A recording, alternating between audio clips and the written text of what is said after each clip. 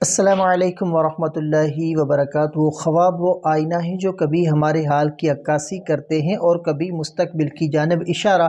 آپ کے اپنے چینل علامہ عابد علی اشرفی پر ہم آپ کو خوش آمدید کہتے ہیں۔ امید ہے کہ آپ خیریت سے ہوں گے اور ہم دعا گوئے ہیں کہ اللہ پاک آپ کو سلامت رکھے۔ مرحوم کو خواب میں دیکھنے کا وظیفہ۔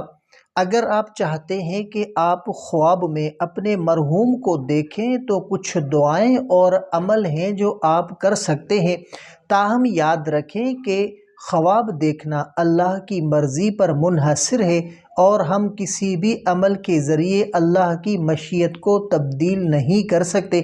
اس کے باوجود یہاں کچھ اہم دعائیں اور وظیفے ہیں جو آج کی اس ویڈیو میں انشاءاللہ میں آپ کے سامنے شیئر کروں گا، تو ویڈیو کو آخر تک لازمی دیکھیے گا اور اگر چینل پر نئے ہیں تو سبسکرائب لازمی کیجیے گا۔ سب سے پہلے کہ صدقہ دینا۔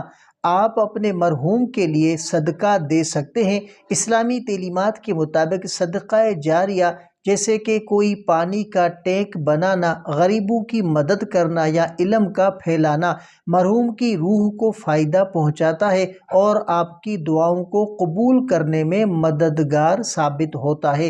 اور دعائیں مغفرت پڑھنا۔ مرحوم کے لیے دعائیں مغفرت پڑھنا بہت فائدہ مند ہوتا ہے۔ اللہم اغفر لہ ورحمہ، اس کے گناہ معاف کر اور اس سے رحمت سے نواز۔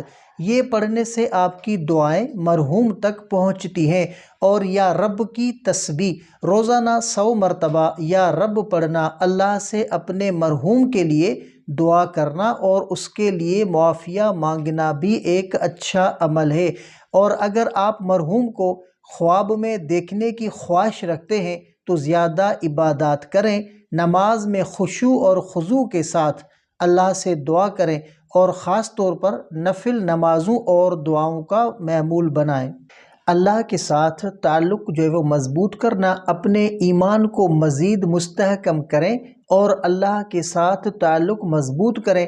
اللہ کے ذکر، قرآن کی تلاوت اور نفل عبادات کو اپنی زندگی کا حصہ بنائیں۔ اور خواب میں مرحوم سے ملاقات کے حوالے سے دیگر ہدایات۔ اسلامی تعلیمات کے مطابق خواب میں کسی مرحوم سے ملاقات کرنا ہمیشہ اللہ کی مشیت کے تحت ہوتا ہے اور کسی مخصوص مقصد کے لیے بھی ہو سکتا ہے، جیسے کہ مرحوم کی دعاؤں کی ضرورت یا اس کے لیے مغفرت کی دعا کرنا۔